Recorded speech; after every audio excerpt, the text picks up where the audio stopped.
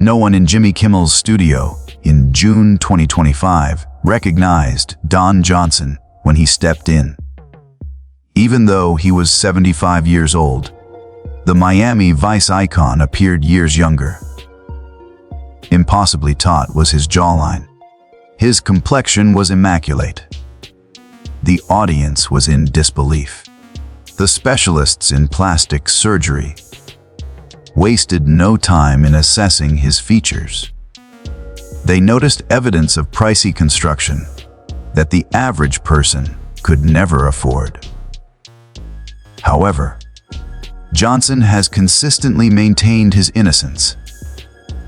His secrets are safe with him. Some have even gone as far as to say he is unrecognizable, because to the drastic change, his face was the object of what? In the peaceful Missouri town of Flat Creek, Don Johnson came into this world on December 15, 1949, in his grandmother's modest home. Nell, his mother, was just 16 years old when she gave birth to him, and Freddie, his father, was barely 19, still in their youth. They were attempting to make it on their own, without much resources or adult supervision. Don lacked the proper supervision and protection from an early age, since his family was too busy with their own needs. Growing up, he felt like he was just getting by. His mother was well into her 30s when Don was a teenager. They seemed more like siblings than parents and children, due to the distance between them. There were issues associated with that unusual intimacy as well. At home, there was a great deal of disorder and tension, rather than order and organization. With the expectation of a brighter future, the family relocated to Wichita, Kansas in 1955, when Don was 6 years old, even while his father's new employment at Boeing Aircraft seemed like a positive development. It did little to alleviate their hardships. The Johnsons continued to live in poverty, despite having a stable income. They shared a single restroom in a cramped residence designed for employees of the company, constantly fretting over finances and the possibility of misfortune. Don, his parents, and his 3 younger siblings crammed into that cramped quarter. He went on to say that his impoverished upbringing had an indelible impact on him. The constant worry that he might lose everything remained with him. Even after he achieved fame, there were other forms of poverty as well. His views on risk, perseverance, and achievement were profoundly affected by it. Around the age of 12, Don experienced one of the most upsetting events of his childhood. Because of his babysitter, who was 16 years old at the time, he lost his virginity. His decision was not made with health in mind. It occurred while domestic life was in shambles. His parents were inseparable and on the verge of a divorce. Almost no one was keeping an eye on the children. It was possible for this to occur because of the total lack of oversight and care. Don revealed the extent to which it impacted him in subsequent interviews. His household was more than just disorganized. Blood was flying. The wrath of Don's father was scary. Don and his siblings should expect regular beatings from him. You could never tell what may set off an explosive episode in the house. Not only did Don endure physical abuse as a child, but he also described his upbringing as severely abusive. Even if your loved ones were physically present, you felt entirely alone in your own house. After the divorce, his mother attempted to raise him, but she was unable to manage him. He found himself in juvenile court by the time. He was 13 years old, due to his extreme outbursts of behavior. The judge chose to reunite with his father despite the fact that he had injured the judge's father. The decision reveals the extreme desperation that had set in. Little things happened, even in the darkest of times, that molded Dawn in ways nobody could have predicted. His mom was a beautician, and her beauty parlor served as an unusual sort of school for him. Dawn observed people's speech patterns, body language, and the impact of first impressions on their treatment. While she sat in that shop, the lessons he learned about personal presentation endured. They were useful for him later on, when he needed to play a different character on screen. At that time, when his life seemed to be collapsing around him, the salon seemed to be the one location where people were making an effort to look their best. Something happened to Dawn in 1967 that altered the course of her life. His inability to pay attention in business class led to his dismissal from the football team. Despite his lack of enthusiasm, he enrolled in a theatrical class in order to pad his resume. However, he felt a spark ignite within of him the moment he took the stage as Tony in West Side Story. The audience provided him with an experience he had never experienced at home, and for the first time, the mayhem in his life subsided. Satisfaction and focus. He was encouraged to try out for the University of Kansas's summer theater program by his teacher, who recognized his potential. A partial scholarship became a full scholarship for him. Something to strive for was given to him by that little moment on stage. This became his escape route. He had previously gone through the juvenile justice system. By the time he turned 13, his mother had finally given up on her attempts to rein him in. The judge ordered him to return to his father's home in Missouri. However, an unforeseen event transpired. The man who had previously beaten him, his father, began instructing him in the ways of hunting and fishing. For Dawn, these solitary moments in nature were enchanted. They provided him with a framework and direction.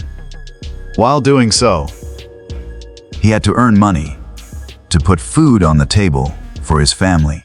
He worked as an apprentice butcher and a shoe salesperson in his last year of Wichita School. The discipline he honed working tirelessly under such intense pressure would serve him well in the ruthless entertainment industry. He attended the University of Kansas on a full scholarship to study theater. After his high school production, he was 18 years old and prepared to go after something greater than what he had achieved up to that point. However, it didn't remain. He began seeing an acting teacher who was 29 years old during his first year, and then stopped attending altogether in his second. After getting into the American Conservatory Theater, he uprooted his life and headed for San Francisco. At just 19 years old, he was desperate, dreaming big, but with little resources or safety net. He severed ties with his past with that move. Because of San Francisco, he was able to channel his childhood trauma into his performances. Don appeared in Fortune and Men's Eyes, an off-Broadway drama, at the Coronet Theater in Los Angeles in 1969, at the tender age of 21. Don portrayed a character that was involved in a disturbing sexual assault scene that stunned theatergoers. Salmo not only starred in it, but also directed it.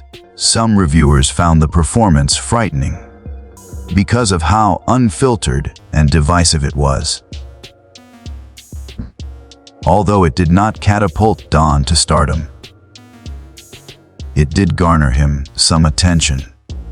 As a result of the play's social message, a group that supports ex-convicts was even founded. Don debuted in a film the next year, 1970, with Stanley Sweetheart's The Magic Garden. He portrayed a man who left college to work in New York's seedy sex and drug industry as an adult video producer, because Andy Warhol saw something special in Don's magnetic presence. He helped cast him. Even though the picture bombed, it demonstrated how far Don was prepared to go to get a part. He was daring to do everything at the tender age of 20. Zachariah, one of the most bizarre films of 1971, included him. Live bands perform psychedelic Western rock songs set in fantastical settings. At one point, Don rolled around in horse dung while sporting bleach blonde hair. Despite the film's massive failure, he persisted. The Herod Experiment, a 1973 film about sexual freedom on a college campus, featured him in a nude appearance. The picture co-starred Melanie Griffith, who would go on to become his wife at the age of 15, while he was 23 years old. Despite the film's financial success, it did little to advance his career. Whatever he could get, he grabbed. Last but not least, in 1975, he portrayed a teenage survivor who communicates telepathically with his dog in the bizarre but effective post-apocalyptic picture, A Boy and His Dog. Although it was violent and upsetting, it managed to grab people's attention. In 1976, the picture took home a Hugo Award, while Don took home a Golden Scroll for Finest Actor. People finally started to take him seriously after all those years of fighting. After a lifetime of suffering, his innate skill had finally been recognized. Don Johnson's role as Miami Vice's Detective Sonny Crockett in 1984 was a turning point in his life. His naturally dark hair had to be bleached blonde for the job, and the treatment was so harsh that it severely damaged his scalp. There was an astronomical increase in the show's outfit budget. Each season, Johnson sported Versace and Armani outfits that cost more than $50,000, along with pastel T-shirts. A minor mishap during a fitting became a widespread fad. He wore his socks backwards, and the producer was so impressed by the image that it became popular. As the show began, sales of pastel suits increased by a factor of 3, and sales of Ray Wayfarer sunglasses increased by a factor of 2,000. During the 1980s, this whole thing became a multi-billion-dollar fashion trend. It was Don Johnson's appearance that set it all in motion. The first episode premiered on September 16, 1984, and it revolutionized television production. Compared to other police dramas of the time, the $1.3 million budget was significantly larger. There were 47 camera angles utilized in the opening scene alone, whereas the average show uses only about a dozen. The director rented expensive, specialized equipment and used innovative cinematography techniques, such as steady cams, costing over 200,000. The music wasn't merely incidental. Genuine music by Phil Collins and Glenn Frey was worth 10,000 weekly to them. There were 3 distinct Ferrari Daytonas utilized in the chase sequences in the pilot episode, and Johnson alone went through 14 outfit changes. More than 15 million viewers tuned in when it premiered, making it 1984's most watched NBC premiere. Once again, the show reached new heights in 1985 with the episode Ivan, which altered viewers' perceptions of Johnson. The tragic loss of his companion in a drug bust was relived by his character in that scene. Johnson got inspiration from the reality of his father's death when he was 12 years old. Plus, he sobbed into the camera 8 times in quick succession during recording. With its 12-minute black and white flashback, one episode alone cost $1.8 to $8 million to produce. In just 1 week, NBC got 147 letters from fans applauding his acting, a sign of how moved they were. He was nominated for a Golden Globe that year for his performance. He barely spoke for 37 seconds as he took the podium to receive the honor, his tearful tribute to his late father. However, became one of the year's most watched television moments. The show's connection to authentic Miami culture became strong in 1986.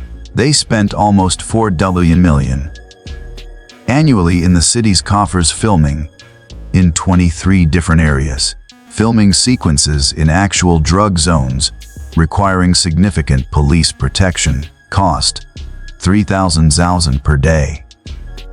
They also engaged local actors and paid actual drug enforcement officials for instruction.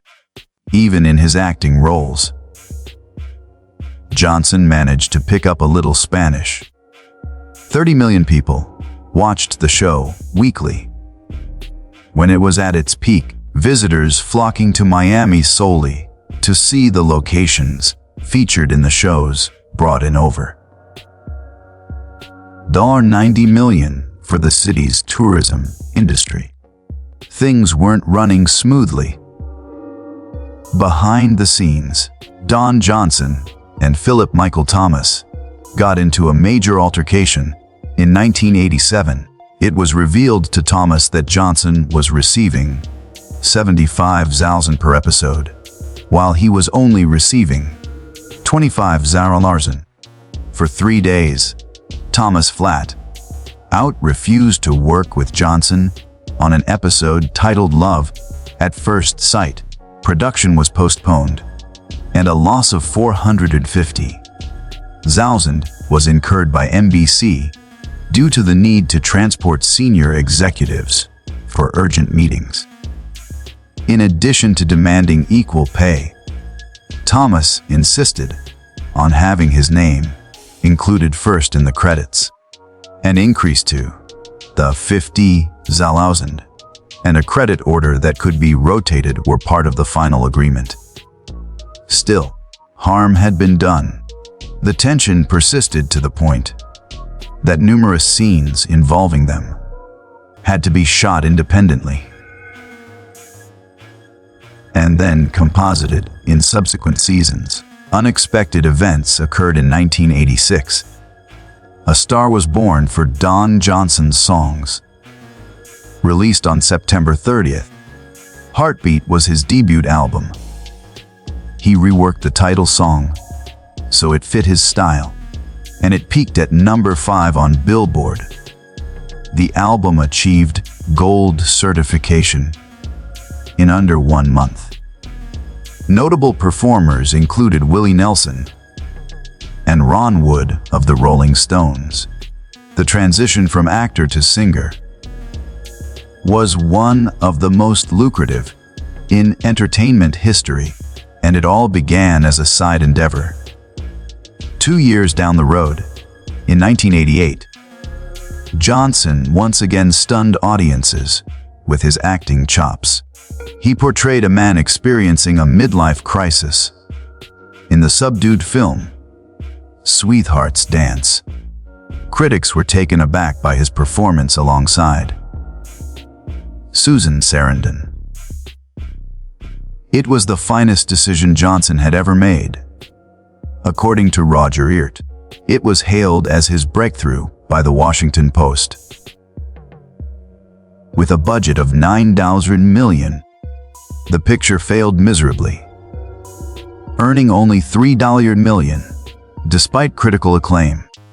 The fact that Johnson could pull off dramatic parts was still demonstrated.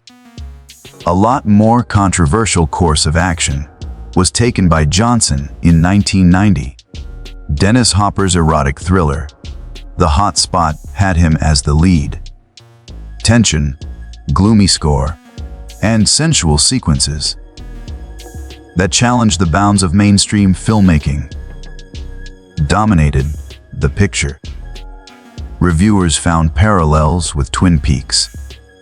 Johnson proved he wasn't scared to take chances with this cult classic, even though it bombed at the box office. Even while filming Miami Vice, Johnson aspired to be more than just an actor. He was an associate producer for the January 1985 episode Golden Triangle, which consisted of 2 parts. There were several touching details, like his character claiming to be from Wichita, similar to Johnson in real life, and the plot revolved around criminal enterprises connected to Thailand. These episodes hinted at his potential future production work and demonstrated his increasing influence behind the scenes. It wasn't merely for her efforts that Johnson won a Golden Globe in 1986. Emotionally, he thanked his then partner Melanie Griffith on stage. The press couldn't stop covering their romance. He revealed a more vulnerable side to himself to his audience by relating his acceptance speech to their romance. At that same moment, in front of an audience of millions, his private life and his professional achievements intersected. Johnson had made a number of risky decisions in his life prior to Miami Vice. His identity as a dancer remains a mystery. He wed her in 1968 at the tender age of 18. That union was dissolved after barely 2 months of marriage. He wed a second wife in 1973, whom he subsequently called a rich bimbo, with a contemptuous tone. And that union didn't last more than a week. These early relationships foreshadowed his famed turbulent and wildly unpredictable love life. However, the story that was most unsettling began in 1972. At the age of 22, Johnson started seeing Melanie Griffith who was just 14 years old at the time. Tippi Hedren, her mother, somehow let this to transpire. Griffith was only 15 years old when they moved in together. Their marriage, which took place on her 18th birthday in January 1976, ended 6 months later. In retrospect, Hollywood paid little attention to the couple's relationship. But in today's society, such behavior would be viewed as extremely predatory and improper. Their tale was far from over. Dakota Johnson was born to Melanie and her husband in 1989. After she became pregnant with their second child, they remarried in 1989. June was the month of the wedding, which occurred shortly after Johnson's breakup with Barbara Streisand. Their second marriage was full of erratic behavior and lasted till 1996. Cocaine and Quaaludes were among Johnson's drug of choice. He was also an alcoholic and an outspoken cheat. Models, politicians, and even criminals were guests at his spectacular events. Griffith eventually left him for Antonio Banderas because she couldn't stand it any longer. Johnson lived with Patty D'Arbanville from 1981 to 1985. In the time between these two marriages, Jesse Wayne Johnson, a son, was born to them on December 7, 1982. But that all changed when Miami Vice became a hit. Johnson would spend months at a time filming in Miami, leaving Patty to raise their baby by herself. Their relationship ended when she learned how much fame had altered him. After everything had settled down, Johnson finally tried something new. A San Francisco-based Montessori educator named Kelly Flegger was his bride on April 29, 1999. Robert Wagner officiated the wedding, which took place at the mansion of millionaire Gordon Getty. The mayor of the city officiated. Deacon was born in April 2006, Jasper in June 2002, and Atherton Grace was born in December 1999. They were married for 3 years. At the age of 49, Johnson appeared to be prepared for a settled existence. Kelly made sure he couldn't revert to his old habits. Many said it was impossible for a guy who had burnt everything he touched to have a marriage that lasted over 25 years. But she gave him structure, something that seemed more like a plot from a Hollywood film than anything happening in real life. Caught Don Johnson in 2002 when border guard halted him on the Swiss-German border.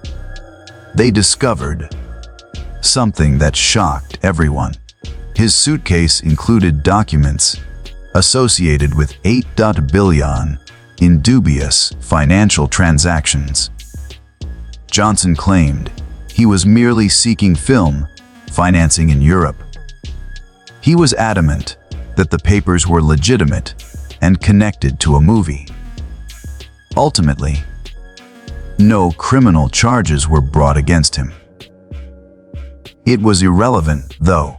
No one in Hollywood is waiting for a court decision. Producers were scared off by the headlines alone. Instantly, he became mired in controversy, and the record labels that had been eager to collaborate with him fell silent. His innocence was irrelevant. It would be years before his reputation could be restored. Yet, Johnson had one lifeline in the years leading up to that incident. From 1996 to 2001, the program's name was Nash Bridges.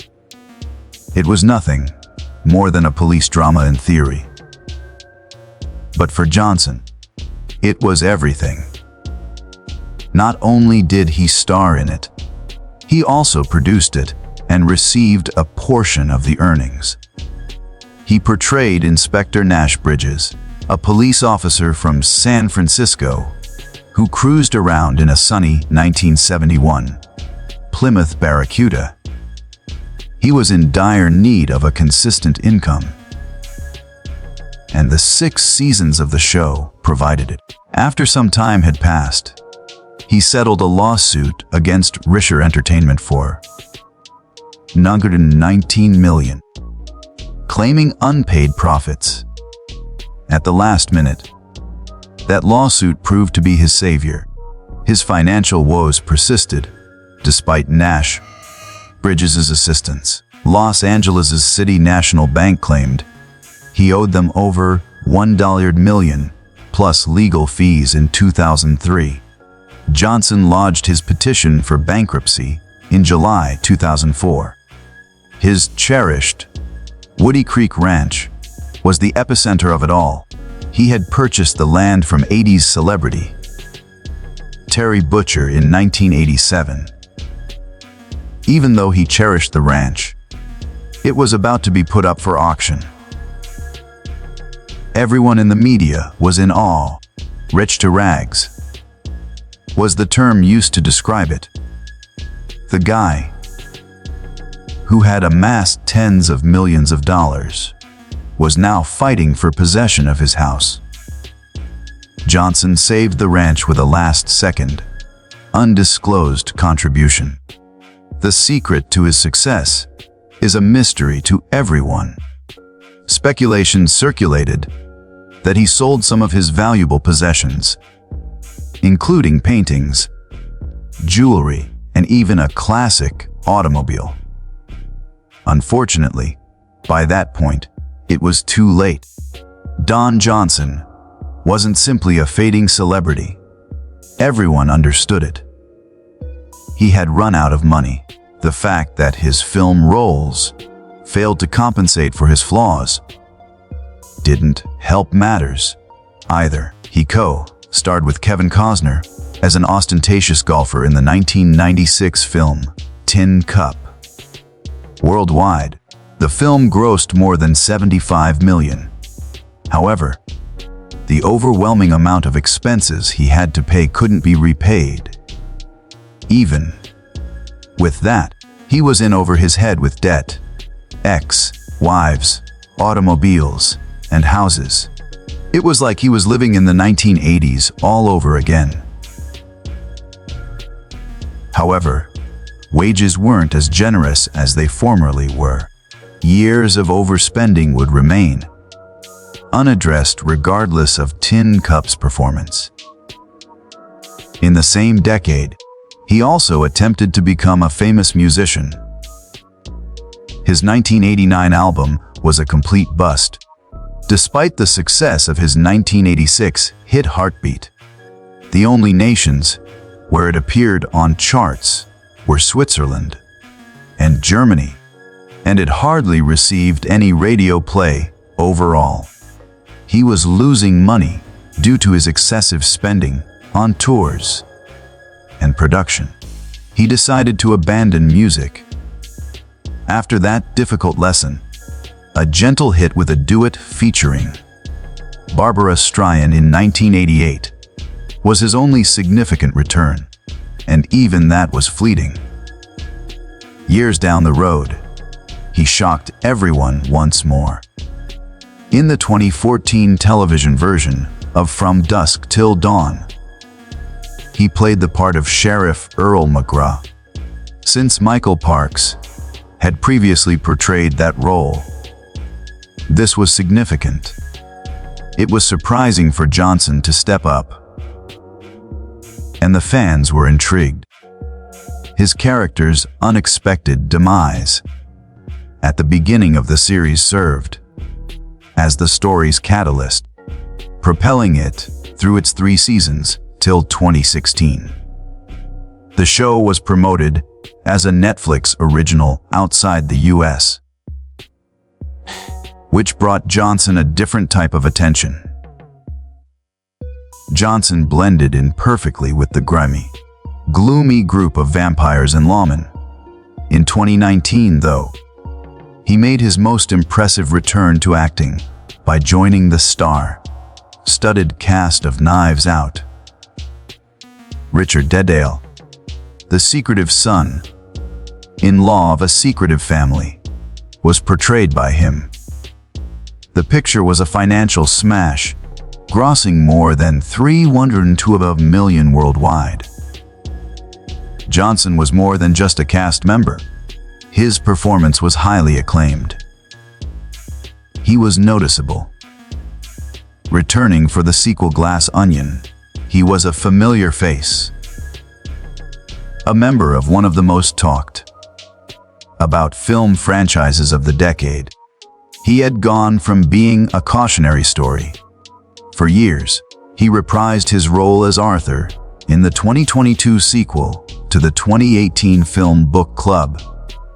The next chapter. The setting shifted to Italy this time.